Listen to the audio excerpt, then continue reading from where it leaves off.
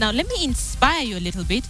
An artist in Nyeri who lost her limbs to polio is defying all odds by making a name for herself among accomplished artists. Wanja wows many by drawing and painting using her mouth. And as KTN's Central Kenya senior reporter Carol Nyeri now reports, Wanja is getting quite a tidy flow of income from her talent. Take a look.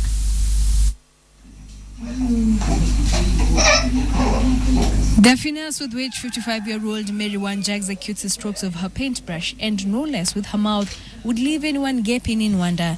Wanja has no limbs, but she was not born this way. A bout of polio at the tender age of 6 years rendered her immobile, having lost her limbs to the disease.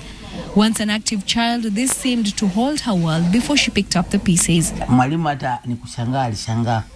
Alipochukua kitabu changu akaonyesha klasi. Akamwambia, mnajua nini? Huyu hana mikono na miguu yake haitembei na ametumia mdomo wake na hata writing yake ni mzuri kuliko ya watu wengi hapa sana. Right from the onset, it was a fight of recognition from her peers and even from her family. Proving her worth became a struggle for her as she battled rejection. Especially when I got when God gave me my first child, I had to face that challenge. Bullying from her able-bodied peers became another nightmare for her. Anaweza kuja na kufinya kwa mwili, aone kama unasikia uchungu. So we had our own molestation. With the encouragement of her teachers, she was determined to excel, and she nostalgically remembers the painting she gave Kenya's first president, Jomo Kenyatta.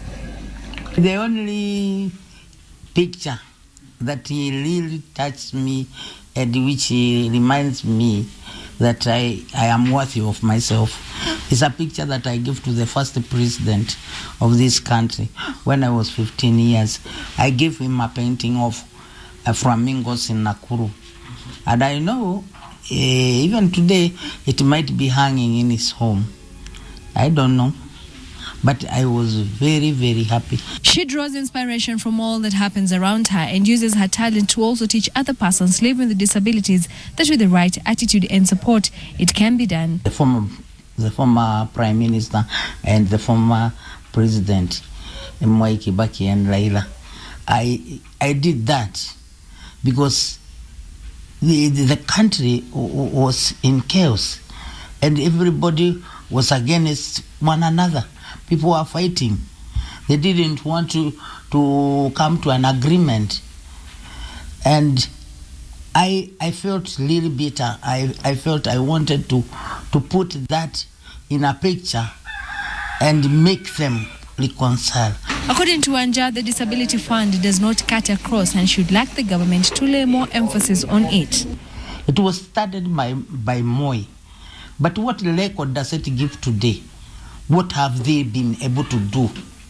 How many disabled people can today stand and say, my life improved because of the disabled fund?